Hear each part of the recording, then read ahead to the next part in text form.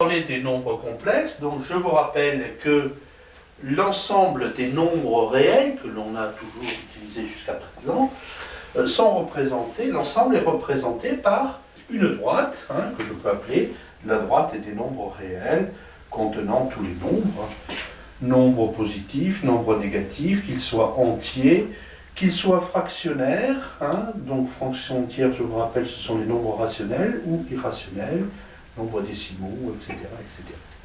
Donc, voici donc la droite des nombres réels, donc qui se trouve être, on s'est rapidement trouvé à l'étroit, dès lors qu'il s'agissait de résoudre des équations du style x au carré égale à moins 1. Bon, il n'y a pas de racine, il n'existe pas de nombre réel pour lesquels eh bien, on puisse avoir x au carré égale à moins 1. Donc pour ça, eh bien, on a imaginé un nombre, on l'a appelé i, et ce nombre vérifie i au carré égale à moins 1. I au carré égale à moins 1, donc ce nombre-là, bon, ben, on s'est dit, on va le placer quelque part.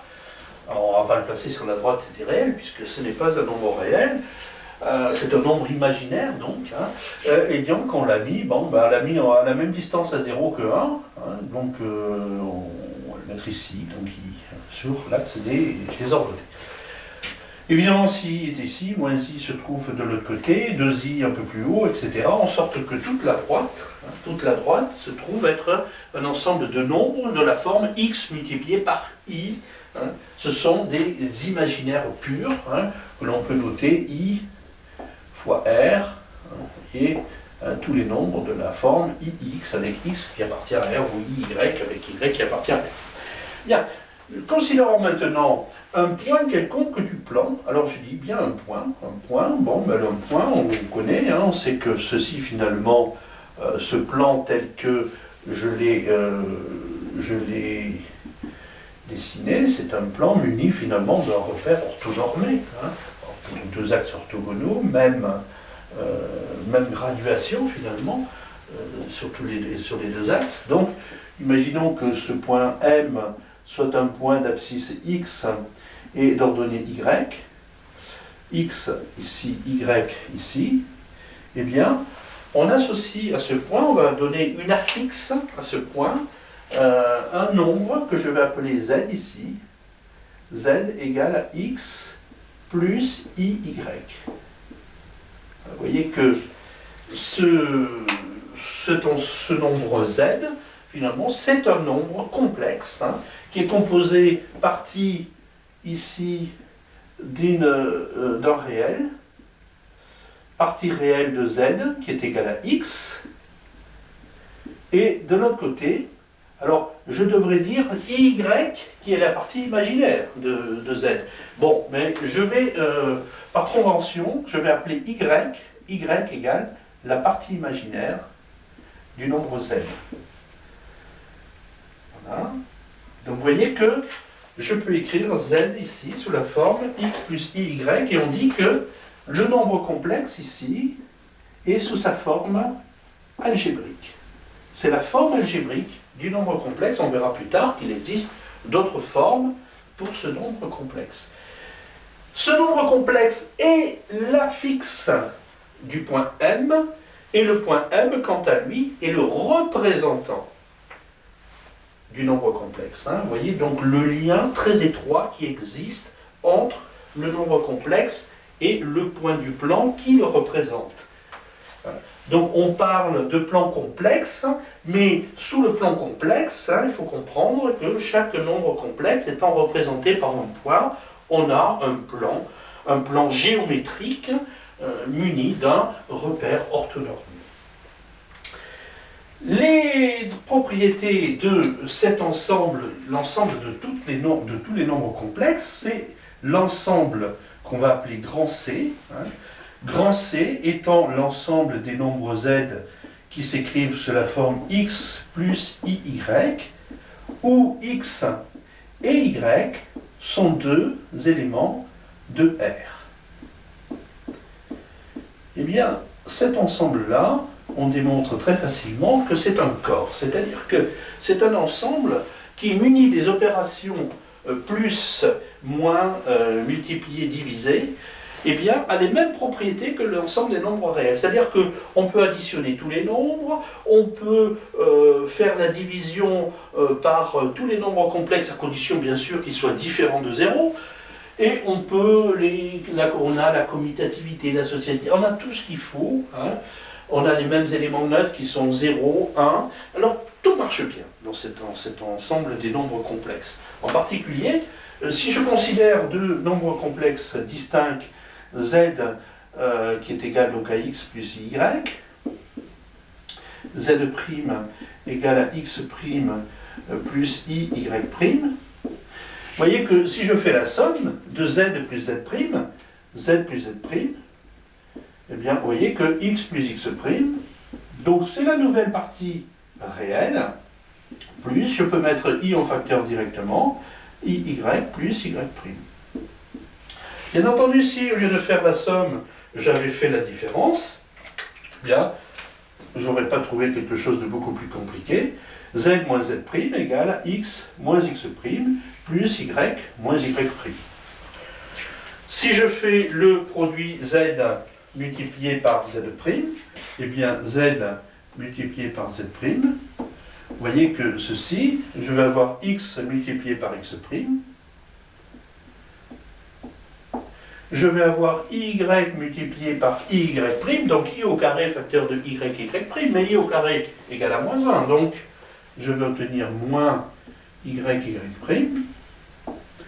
Et ensuite, eh bien, si je mets i en facteur, je vais obtenir x multiplié par y', donc i facteur de x égale xy', et plus i multiplié par x'y, donc ici, sous la parenthèse, j'ai x'y. Donc vous voyez la partie réelle du produit zz', la partie imaginaire du produit zz'.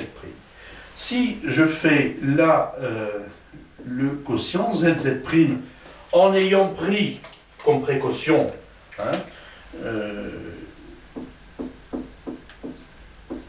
d'avoir z' différent de 0, eh bien à ce moment-là, j'obtiens que z sur z' égale à x plus y sur x' plus i, y'. Mais vous voyez que là, donc j'ai du i en haut, j'ai du i en bas, j'aimerais bien avoir une forme algébrique, c'est-à-dire un nombre réel plus i fois un nombre imaginaire, comme pour le reste, il va falloir que je me débrouille. Eh bien, naturellement, je vais multiplier par le conjugué, la quantité conjuguée du dénominateur, qui est ici x' moins i, y'. Et cette quantité conjuguée, dans les nombres complexes, ben, ça portera tout simplement le nom de nombre conjugué.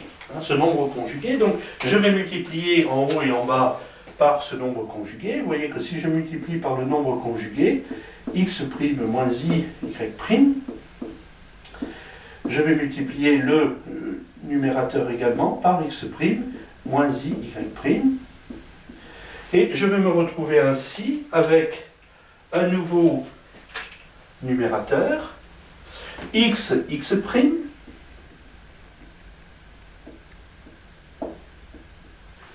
mais ici, vous voyez que moins iy multiplié par iy multiplié par moins i, y', ça fait moins i au carré, y', mais moins i au carré égale à plus 1, donc je vais avoir ici plus y',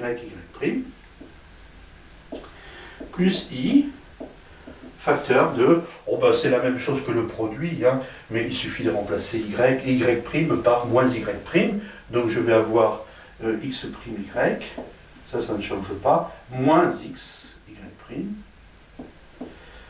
Quant au dénominateur, eh bien, c'est encore plus simple, puisque j'obtiens x', donc x' au carré. Ensuite, x' multiplié par moins i, y', donc moins i, x', y', plus i, x', y', donc ça s'annule. Et il ne me restera plus que i, y' multiplié par moins i, y', donc moins i au carré, y' au carré. Donc, moins i au carré égale plus 1, donc plus y' au carré.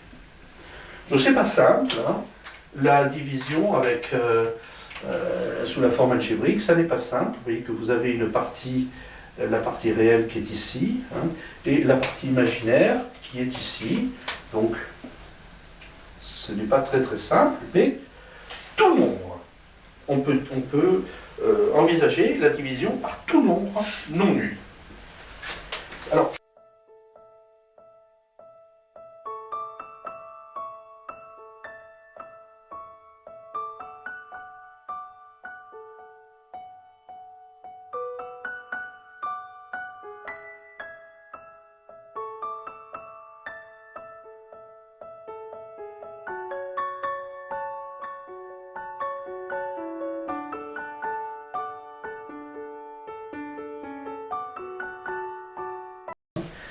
z égale à 0, si et seulement si, x, donc la partie réelle, égale à y, égale à 0. Donc, pour qu'un nombre complexe ne soit pas nul, il suffit que la partie réelle ou la partie imaginaire soit non nulle. Et cette propriété m'amène à écrire la chose suivante. Supposons que j'ai z égale à z', hein, avec z égale à x plus y et z' égale à x' égale à y. Vous voyez que ceci, ça équivaut à écrire que z moins z', qui est égal à x moins x' plus i vecteur de y moins y' égale à 0. Et donc, d'après ce que j'ai dit précédemment, cela équivaut à dire que x moins x' égale à 0, donc x égale x', et y moins y' égale à 0, ou y égale à y'. Autrement dit, z égale à z', eh bien, ça équivaut à écrire que les parties imaginaires et les parties réelles sont égales, x égale x' et y égale y'.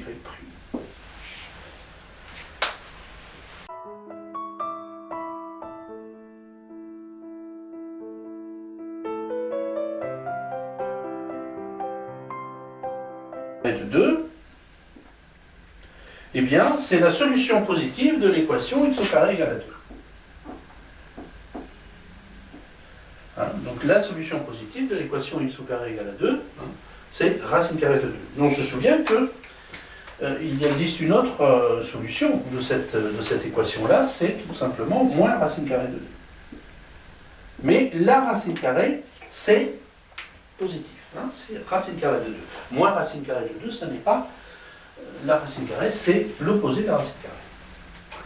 Eh bien, les racines dans C d'un nombre réel, eh bien, si je considère les racines dans C de les racines de 2, eh bien, je vais obtenir racine carrée de 2 et moins racine carrée de 2. Donc j'ai les deux. Je prends les deux. Voilà. Dans C, je considère que 2 a deux racines, racine carrée de 2 et moins racine carrée de 2. Maintenant, supposons que, au lieu d'avoir x au carré, l'équation x au carré égale à 2, j'ai l'équation x au carré égale à moins 5, par exemple. Eh bien, alors ici j'ai oublié la... Voilà. Eh bien, les racines dans C de moins 5. Donc, on ne peut pas avoir racine carrée de moins 5. Hein. Donc, je vais obtenir racine carrée, non pas de moins 5, mais de 5. Hein. Et vous voyez que 5, finalement, c'est moins 5, mais à la valeur absolue. Et racine carrée de valeur absolue de moins 5, avec un moins devant.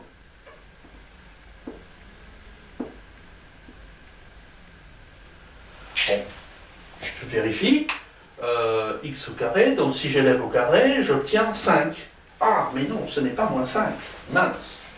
Qu'est-ce qui fait un carré pour avoir moins 5? Ah ben il suffit, je rajoute i devant. I devant. I et moins i. Voilà. Bon, plus simplement, bon, valeur absolue, on sait bien, mais les racines dans C de moins 5 sont tout simplement I racine carrée de 5 et moins I racine carrée de 5. Voilà. Les racines de moins 3, ben c'est I racine carrée de 3 et moins I racine carrée de 3. Les racines de moins 9, eh bien c'est 3I et moins 3I. Bon, ça va très vite, il n'y a aucun problème avec ça. Alors, pour ce qui nous intéresse, bien entendu, avec delta, hein, bien connu, notre delta sympa, si delta il est supérieur ou égal à 0, eh bien les racines dans C de delta sont racine carrée de delta et moins racine carrée de delta. Mais lorsque delta est négatif, nul, eh bien les racines sont I racine carrée, alors non pas de delta, puisqu'ici delta est négatif, mais de valeur absolue de delta, et moins I racine carrée de valeur absolue de delta. Il n'y a pas de problème.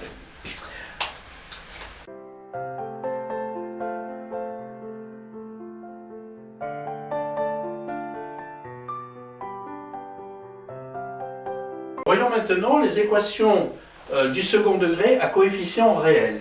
Donc il s'agit de trouver des solutions à l'équation AZ au carré plus PZ plus C égale à 0, ou avec A, B et C qui sont trois nombres réels, A, B et C qui appartiennent à R. On peut supposer A différent de 0, sinon bon, ça n'aurait pas grand intérêt. Ben, comment résoudre ça? Bien, comme d'habitude, hein, on calcule delta B2 moins 4AC. Hein. Si delta est positif, eh bien, s'il est strictement positif, je vais trouver deux racines Z1 égale à moins B moins racine carrée de delta. Donc ici, vous voyez qu'il n'y a pas de problème avec racine carrée de delta sur 2A, bien sûr. Z2 égale à moins B plus racine carrée de delta sur 2A. Aucun problème là-dessus non plus. Si delta égale à 0, bah, c'est la même chose, mais on a une seule racine qui est dite racine double, hein, puisqu'on a la même à chaque fois, moins B sur 2A et moins B sur 2A. Donc Z égale moins B sur 2A. Et lorsque delta est négatif, on a vu qu'on pouvait parler de racine dans C, hein, de delta. Donc ces deux racines sont I racine carrée de valeur absolue de delta et moins I racine carrée de valeur absolue de delta. Donc on obtient nos deux racines. Z1 égale à moins B moins I racine carrée de valeur absolue de delta sur 2A toujours, et Z2 égale à moins B plus I racine carrée de valeur absolue de delta sur 2A. Voilà, tout simplement, hein, ça se fait très facilement. Donc ayez le réflexe, dès que delta est négatif, eh bien, on utilise les racines dans C avec I, bien entendu. Alors un exemple classique et très simple, hein, eh bien, on va prendre tout simplement, on va résoudre tout simplement l'équation Z au carré plus Z plus 1 égale à 0. Alors que se passe-t-il avec cette équation? Eh bien, nous calculons delta, delta égale à B2, donc 1 moins 4, et donc ça nous fait moins 3. Donc les deux racines, on va trouver Z1 égale à moins B, donc moins 1, moins, donc I racine carrée de valeur absolue de moins 3, c'est-à-dire 3, sur 2, et Z2 égale à moins 1, plus I racine carrée de 3 sur 2. Alors, juste une petite remarque, hein, vous voyez, alors c'est vrai, hein, pour toutes les solutions complexes d'une équation du second degré à coefficient réel. Eh bien, on constate que finalement, si j'appelle ceci Z, eh bien ceci, je vais l'appeler z bar, et z bar c'est le conjugué de z. Je m'explique, vous voyez que z, si je détaille un petit peu, si je sépare la partie réelle de la partie imaginaire, j'obtiens donc moins 1/2 moins i multiplié par racine carrée de 3 sur 2. Eh bien, son conjugué, c'est tout simplement moins 1/2 plus i racine carrée de 3 sur 2. Hein, les deux racines complexes d'une équation dans C du second degré, à coefficient réel, hein, ça marche si les coefficients sont réels, eh bien, les deux solutions sont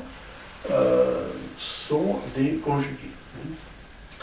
On peut remarquer par ailleurs que si je fais le produit z multiplié par z bar ici, eh bien je vais obtenir moins 1/2 fois moins 1/2, c'est-à-dire 1/4, moins i fois moins i, donc plus 1, racine carrée de 3 sur 2, multiplié par racine carrée de 3 sur 2, donc ça fait 3/4, plus 3/4, et le reste, donc moins 1/2 multiplié par ceci, et moins 1/2 fois moins ceci, s'annule, donc il ne me reste plus que ceci, et vous voyez que ceci est égal à 1.